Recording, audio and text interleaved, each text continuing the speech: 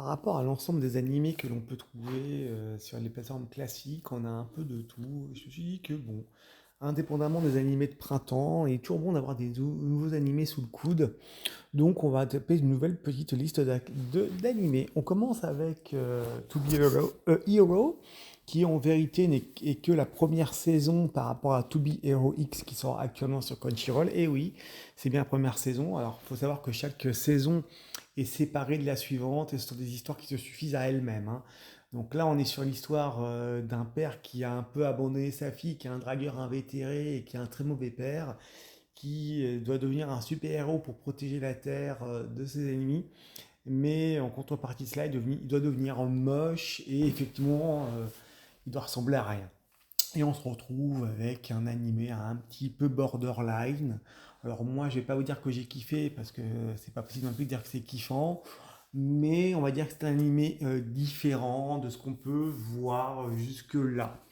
Nous avons également dans la foulée Demon Slave où effectivement nous avons un combattant qui débarque dans un monde où effectivement ce sont des femmes qui sont des généraux qui luttent contre des monstres et effectivement avec leur propre pouvoir en mangeant les pêches du pouvoir et effectivement avec des coups des pouvoirs il va se retrouver le rêve de ce garçon c'est d'être un héros, il va se retrouver une bête un petit peu soumise qui est un peu l'esclave de l'une de ses généraux et effectivement bon il y a un petit peu de ecchi, il a des compensations, il y a des récompenses qu'on les débrouille bien. Mais indépendamment de ce côté un peu ecchi, où on voit un mec effectivement qui se fait un petit peu déconstruire, ou en tout cas qui se fait soumettre par les gonzesses. Il y a quelques côtés plaisants et ecchi, ça reste un animé de bonne facture. Visuellement, c'est très plaisant, les scènes d'action sont assez remarquables. Donc franchement, c'est pas si mauvais que cela.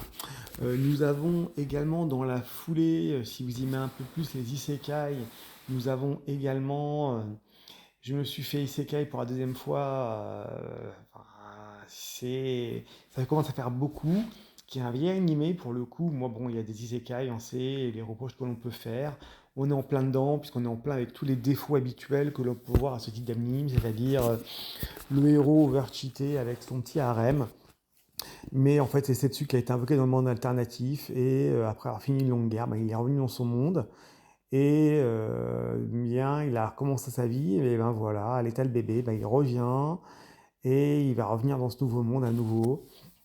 Et effectivement, ben, 5 années se sont écoulées, et on se retrouve avec un héros qui avait été transporté dans l'autre monde avec des camarades de classe, qui va se retrouver à lutter contre un de ses camarades de classe, avec tout ce qui est de fantaisie qui va avec son petit lot de femmes autour de lui qui lui sont totalement dévouées. Alors, bon, moi je trouve pas que ce soit choquant, je trouve pas que ce soit très ecchi, c'est juste le côté harem.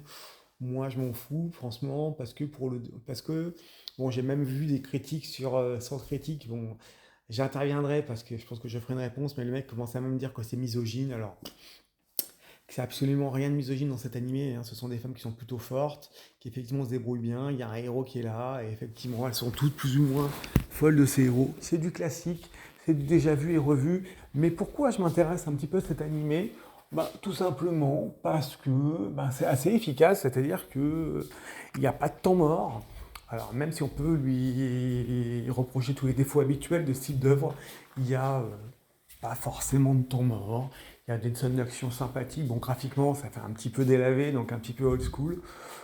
Mais franchement, en 12 épisodes, c'est pas forcément déplaisant. Tout comme le suivant, My One Hit Sister, qui est un One Punch Man au féminin, où il y a un homme qui a été effectivement invoqué dans son monde suite à, bah, comme d'habitude, à un décès, à un accident. Et à chaque fois, il se fait défendre par sa sœur dans son monde réel. Et là, dans le monde de fantasy où il est téléporté, il se retrouve avec des pouvoirs très faibles. Mais effectivement, il va se retrouver avec sa sœur qui intervient pour le sauver à bien des égards. Ça bastonne. Alors bien évidemment, comme souvent dans les animés japonais, il y a un rapport un peu malsain entre la sœur et son frère. Elle est un peu amoureuse de son frère. Bon, voilà, c'est japonais, quoi, hein. Voilà, on va pas non plus se mentir. Maintenant, indépendamment de cela, ce héros en l'occurrence va devoir lutter dans ce monde et il a une réputation grâce à sa sœur qui est extrêmement forte, qui comme son nom l'indique peut niquer les ennemis avec un coup de poing limite et qui est très très forte et du coup il va devenir un aventurier, évoluer dans ce monde et on va lui croire, on va lui donner des pouvoirs et donner une réputation de fou avec tout le lot habituel de ce type d'animé avec les petites femmes amoureuses, le petit côté harem autour, le mec qui pour le coup est pas du tout puissant, mais qui essaie de la faire à l'envers grâce à sa sœur. Mais le tout est assez agréable. Il faut bien se dire que c'est pas parce qu'on a un synopsis un peu pourri que l'animé l'est tout autant. Alors moi je trouve que ça passe. Je trouve même que c'était même assez plaisant. Et il semblerait qu'il y ait une deuxième saison en cours de production. Moi je dis pourquoi pas. Franchement, il y a des petites surprises comme ça en isekai. Il y a parfois de la grosse merde, mais quand c'est pas déplaisant, il faut le donner, il faut le dire, parce que ça peut être intéressant.